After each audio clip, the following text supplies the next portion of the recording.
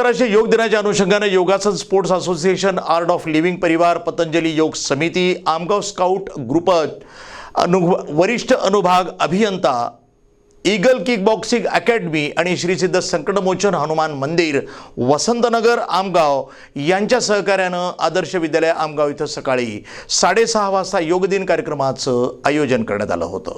कार्यक्रमाची सुरुवात प्रार्थनेनं करण्यात आली। या प्रसंगी विनायक अंजनकर यांनी योग दिनाबद्दल माहिती दिली आणि कार्यक्रमाची रूपरेषा सांगितली।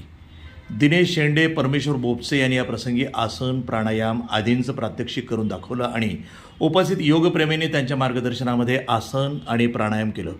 कार्यक्रमाच्या शेवटी संकल्प घेण्यात आला आणि शांती मंत्रानं कार्यक्रमाची सांगता करण्यात आली।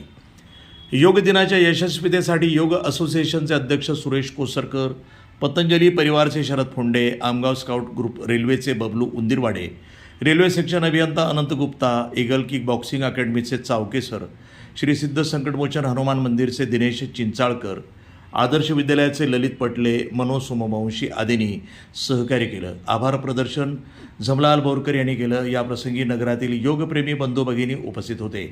कार्यक्रमानंतर अल्पोपहार आणि चहाची व्यवस्था करण्यात आली होती। प्रतिनिधी राधाकिशन सुटे, NTV न्यूज मराठी, गोंदिया।